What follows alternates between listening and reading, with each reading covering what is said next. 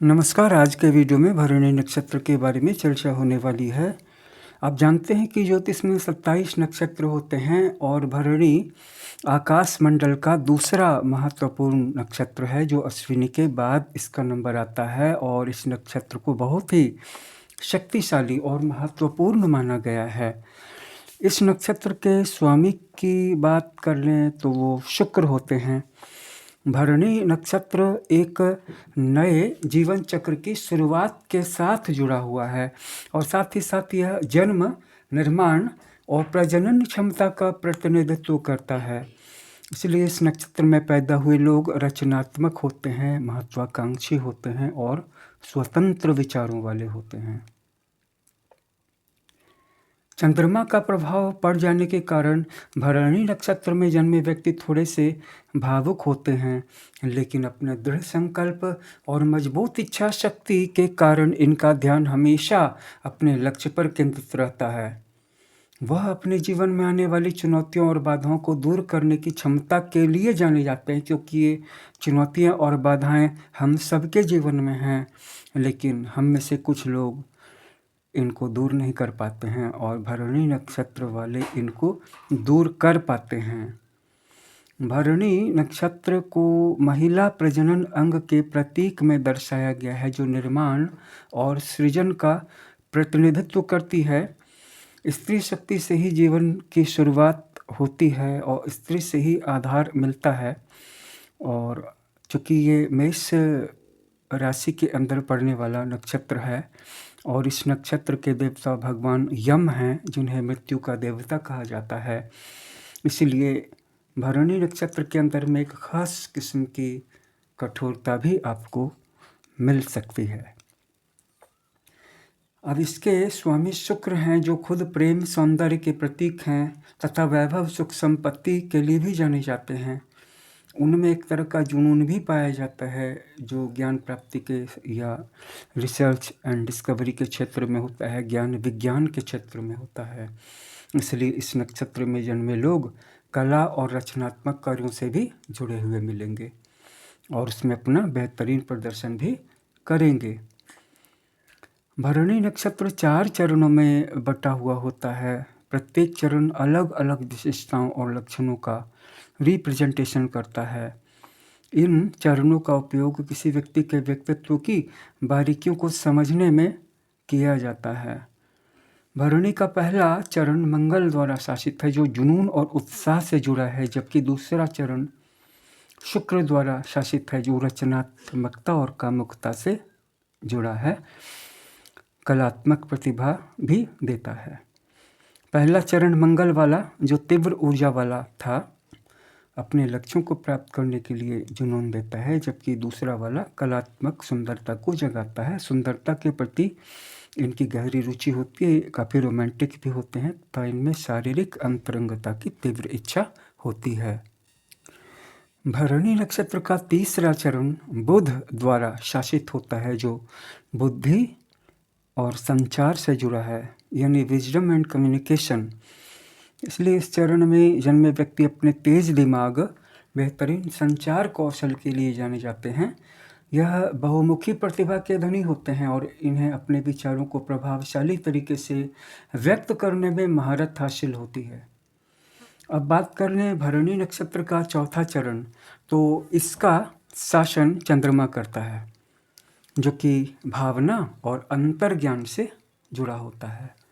इसलिए इस चरण में जन्मे व्यक्ति अपनी भावनाओं की गहरी समझ रखते हैं और ये अत्यधिक सहज होते हैं। ये दूसरों के प्रति अपने केयरिंग नेचर और रिश्तों को निभाने के मामले में उत्कृष्ट होते हैं।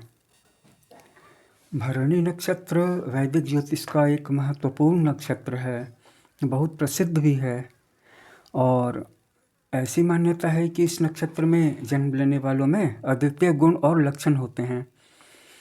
यहाँ पर सारी विशेषताएं अगर बतलाई जाएं तो शायद 1 या 2 घंटे लग जाएं, लेकिन संक्षिप्त रूप से हम कुछ विशेषताएं आपको बतलाते हैं कि ये नक्षत्र जन्म और निर्माण से जुड़ा है। इसलिए इस नक्षत्र में जन्मे लोगों में नई चीज़ें शुरू करने की तीव्र इच्छा पाई जाएगी। इनके विचार स्वतंत्र मिलेंगे, अंधभक्ति नहीं मिलेगी, किसी को ब्लाइंडली फॉलो नहीं करेंगे। अपने लक्ष्यों को प्राप्त करने की इनमें एक गजब की दृढ़ इच्छा शक्ति आपको मिलेगी। ये व्यक्ति साहसी होते हैं, किसी भी तरह का जोखिम लेने से तो नहीं डरते हैं। और इन खास करके मेष राशि के सभी व्यक्तियों में ही ये वाली क्वालिटी आपको मिल जाएगी। सिर्फ भरणी ही नहीं बल्कि अश्विनी पे भी मिल जाएगी। और इसके साथ साथ इस नक्षत्र में जन्मे व्यक्ति अपने स्वभाव से लोगों के बीच में आकर्षण का केंद्र बन जाते हैं और कोई भी व्यक्ति इनके व्यक्तित्व से प्रभावित हुए बिना नहीं रहता है। इनमें गजब की लीडरशिप क्वालिटी होती है। पुरुषों की बात कर ले तो भरणी नक्षत्र में जन्म लेने वाले पुरुष भावुक होते हैं और उनमें शारीरिक अंतरंगता की गहरी समझ होती है। ये बहुत ही स्वाभिमानी और आत्मविश्वास से भरे हुए होते हैं। जीवन में सफल होने की प्रबल इच्छा इनके अंदर पाई जाती है। वह हमेशा आगे बढ़ना चाहते हैं। इनके पास एक चीज़ बहुत ताकतवर होती है, वो होती है इनकी कम्युनिकेशन स्किल। क्या गजब के कॉन्फिडेंस से बात करते हो, किसी को भी प्रभावित और आकर्षित कर सकते हैं। बात कर लें महिलाओं की तो इस नक्षत्र में जन्मी महिलाएं बहुत ही साहसी और रचनात्मक होती हैं। वो कला के क्षेत्र से संबंध रखती हैं, प्यार और रिश्तों के प्रति बहुत सेंसिटिव होती हैं, साथ ही साथ इमोशनल भी। लक्ष्यों को प्राप्त करने के लिए इनमें भी दृढ़ इच्छा शक्ति पाई जाती है और अपने मन की बात को स्पष्ट रूप से व्यक्त करने से नहीं डरती हैं। तो हमने देखा पुरुषों और महिलाओं का कुछ फीचर या कुछ क्वालिटीज हमने समझी। अब हम बात करेंगे कि भरणी नक्षत्र में पैदा हुए लोग किस तरह से अपनी मजबूती और गतिशीलता के साथ जीवन में आगे बढ़ते हैं। उनके पास लक्ष्य को प्राप्त करने के लिए एक दृढ़ संकल्प होता है, साथ ही साथ उनकी बुद्धि भी बहुत तीक्ष्ण होती है और वे अत्यधिक महत्वाकांक्षी भी हो जाते हैं। अपने काम के प्रति उनका जो जुनून होता है और सफल होने की उनकी इच्छा होती है, क्योंकि वो एडजस्ट नहीं कर सकते। वो कभी भी आपको ऐसा नहीं मिलेंगे कहते हुए कि चलो कोई बात नहीं, यहाँ पर हैं वहीं पे थोड़ी सी सेटिंग कर लेते हैं, थोड़ा एडजस्ट कर लेते हैं, थोड़ा सा सहन कर लेते हैं। और वो प्राप्त भी करते हैं ऊंचाई को और वो आसपास के लोगों से ऊपर भी उठ जाते हैं और अपने आसपास के लोगों को प्रेरित भी करते हैं। तो उनका आत्मविश्वास और निडरता उनकी पहचान बन जाती है, क्योंकि वो जोखिम लेने से कभी नहीं डरेंगे और नए और रोमांचक अवसरों की ओर आकर्षित होंगे। अपनी क्षमताओं के प्रति यह आत्मविश्वास और जुनून ही उनको उनके रास्ते में आने वाली चुनौतियों और बाधाओं को दूर करने में उनको सक्षम बनाता है। हालांकि यही दृढ़ इच्छा शक्ति और आत्मविश्वास उनको कभी कभी जिद्दी और हठी बना सकता है। उन्हें इस बात का साफ साफ अंदाज़ा होता है कि वे क्या हासिल करना चाहते हैं और कभी भी वह अपने विश्वास या विचारों से समझौता करने के लिए तैयार नहीं होते। ऐसे में अक्सर दूसरों के साथ इनका वैचारिक टकराव हो सकता है, खासकर जब उनकी राय इनसे अलग हो। अपने मजबूत व्यक्तित्व के बावजूद भरणी नक्षत्र के व्यक्तियों में देखभाल करने वाला एक भावुक या इमोशनल साइड भी होता है।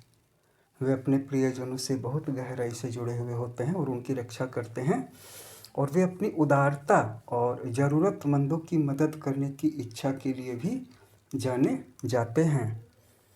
तो जैसा कि मैंने कहा कि ये इनका व्यक्तित्व, इनकी संक्रामक ऊर्जा और साथ ही साथ अपने करिश्मे से दूसरों को प्रेरित ही नहीं करना बल्कि प्रभावित भी कर देना और साथ ही साथ नेतृत्व क्षमता, ये इनको ज़रूर चुने हुए व्यक्तियों में खड़ी करती है और लीडरशिप की क्वालिटी से भर देती है। हालांकि ये कभी कभी भावनात्मक और शारीरिक असंतुलन के भी शिकार हो सकते हैं, क्योंकि ये मध्य नाड़ी वाले होते हैं और तनाव और दबाव के समय में अपने स्वास्थ्य और तंदुरुस्ती का ध्यान रखने की ज़रूरत हो सकती है। संघर्षों से बचना और स्वस्थ संबंधों को बनाए रखना इनके लिए ज़रूरी है। अपनी भावनाओं और आवेगों को प्रबंधित करना भी सीखना पड़ सकता है। और ये भी है कि इनके अंदर जो भी प्रवृत्तियाँ या जो भी कमजोरियाँ हैं उनका इनको कम भान होता है, जबकि अपनी क्षमताओं का, अपनी शक्तियों का इनको पूरा भान होता है, पूरा अंदाज़ा होता है।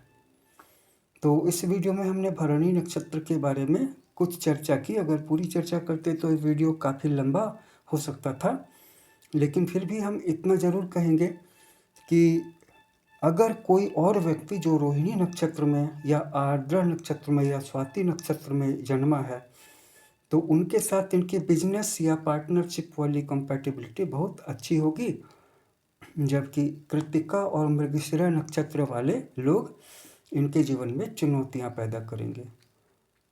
तो इस वीडियो में इतना ही। मिलते हैं एक और वीडियो में एक और नक्षत्र के साथ। तब तक आप भी खुश रहिए। बहुत बहुत धन्यवाद।